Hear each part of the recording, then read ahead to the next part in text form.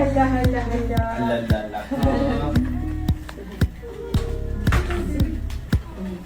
Hi, how are you? Hello! Ay, ay, oh, lower the window.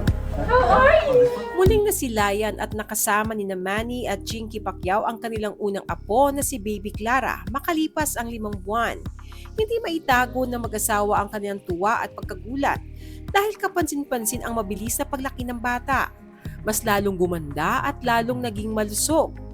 Sa isang Instagram post, ibinahagi ni Chinky ang kanyang emosyon matapos muli makita ang apo. Ayon sa kanya, tila kailan lang nang napakaliit pa ni Baby Clara.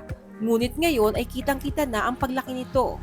Ipinahayag din niya ang labis na pagmamahal para sa apo at ang saya ng muling pagsasama ng buong pamilya kasabay ng pasasalamat sa Diyos.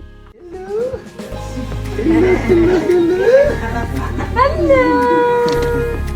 Hey, How are you? Ma. hey, grandpa!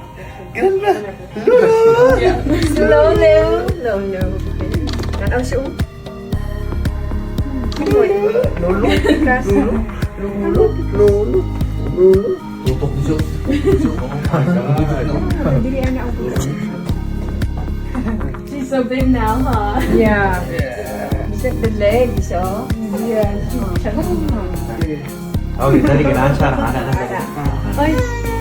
Anak-anak. Hello! Okay. Harap na harap. Okay. Okay. Okay. Samantala, nasa California ang pamilya upang suportahan ang laban ng kanilang anak na si Jimwell Pacquiao. Sa ginanap na laban sa Pechanga Resort Casino, nakamit ni Jimwell ang kanyang kauna-unahang panalo bilang professional boxer matapos talunin si Derrick Gates via technical knockout. Agad namang nagdiwang ang buong Pacquiao team matapos ang laban. Kitang-kita ang saya at pagmamalaki ni Manny at Chinky sa tagumpay ng anak na unti-unti nang sumusunod sa yapak ng kanyang ama bilang isang kampyon sa larangan ng boxing. Matapos ang laban, naging masaya at emosyonal din ang eksena sa locker room ni Jimwell kung saan ibinahagi ang kanilang selebrasyon kasama ang pamilya. Sa gitna ng sunod-sunod na biyaya ay masasabing tunay na puno ng saya at pasasalamat ang pamilya Pacquiao. I got food. Ask anything in your name and you will do it according to it.